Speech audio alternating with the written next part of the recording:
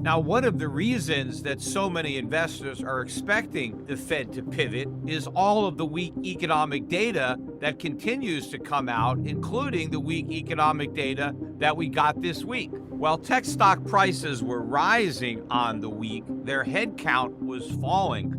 On Friday, Google announced that it's laying off 12,000 workers. That's 6% of its entire staff. This is the largest round of job cuts ever in the history of the company. Now, that follows an announcement earlier in the week from Microsoft that they were going to be cutting about 10,000 jobs. Remember, late last year, we got about 18,000 job cuts coming from Amazon, I think 11,000 from Meta. I was talking about this all last year, not just late last year, but throughout the year on my podcast, I was warning that job cuts were coming in tech, and they're still coming. This is not even close to the end of the layoffs. We're still near the beginning of what's going to be massive reduction in the workforce of these companies. And of course, some of the companies are going to see 100% reduction in their workforce because they're going to end up going out of business. And all of this is going to add to the problems for the economy, but also it's indicative of problems for these companies. Now, the initial reaction to the job cuts may be a boost in the stock price because the immediate effect is lower costs and so higher profits. But the reason these companies are laying off staff is because the business outlook for their goods and services is deteriorating. And so if the company is going to do less business, it needs less workers, but ultimately the fact that it's doing less business means there's going to be lower profits, but it also means that the growth rate of those profits is coming down. And a lot of these tech stocks, of course, trade at high multiples, and those multiples are a function of two things: interest rates and growth rate. The lower the interest rate, the higher the stock price. The higher the growth rate, the higher the stock price. But we have two things happening.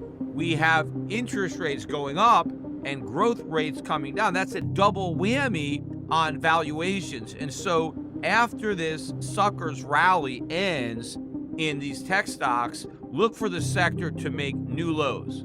In the meantime, the laid off workers who have to replace the job they lost are most likely going to take a job that pays less than the one they had, because these tech companies were among the highest paying jobs out there.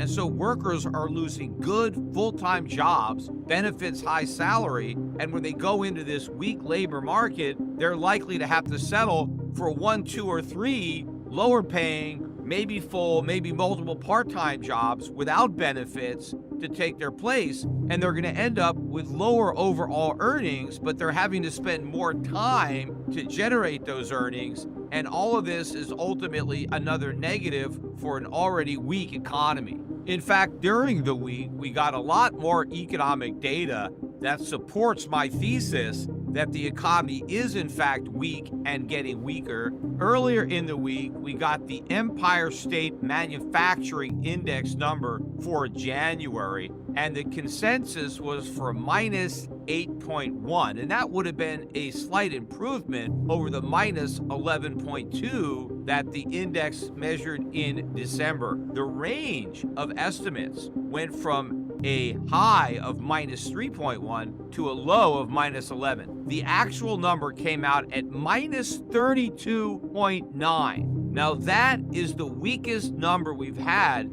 since May of 2020. And of course, in May of 2020, we were under full COVID lockdown. So you have to go back to that time period to find an Empire State Manufacturing number that low. In fact, this is the fifth worst reading in the history of that survey. If that wasn't bad enough, the following day, we got the retail sales numbers for December, and there was supposed to be a drop of 0.8, and that would have followed what was originally reported as a drop of 0.6 in November. Well, the November decline was ratcheted up to down 1%, and the December decline ended up at minus 1.1%. So a bigger decline than people thought, and a downward revision to what was already a decline in the prior month. And in fact, if you X out vehicles, the prior month's drop of 0.2% was revised to a larger drop of 0.6%, and what was expected to be a 0.5% drop in December ended up being a 1.1% drop, and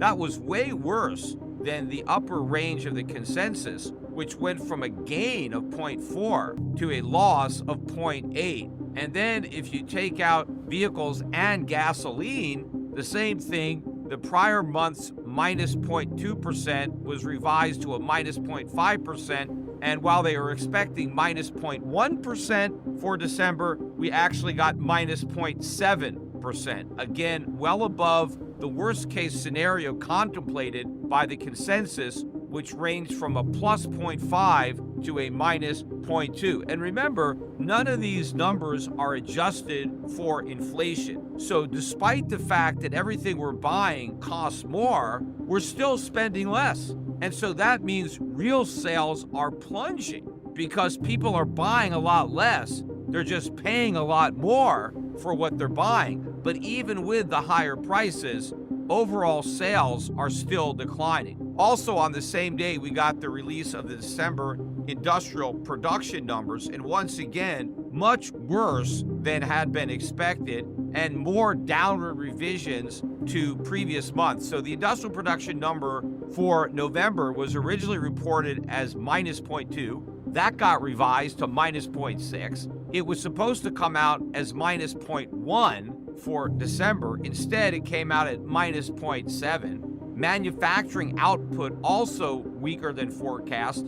The minus 0.6 from November was revised to minus 1.1, and instead of getting a minus 0.2, we got a minus 1.3. That blew away the consensus, and again, way worse than the range of forecasts, which went from a high of minus 0.1 to a low of minus 0.5. Remember, we got minus 1.3. And then even capacity utilization tanked. It was supposed to come in at 79.5, which would have been a slight decline from the 79.7 from November. Instead, they revised down November to 79.4, and then December collapsed all the way down to 78.8. Again, way below the range of estimates that went from 79.3 on the low end to 79.7 on the high end. We blew away the low end. These are all bad numbers if you're hoping for a reduction in inflation, because what they show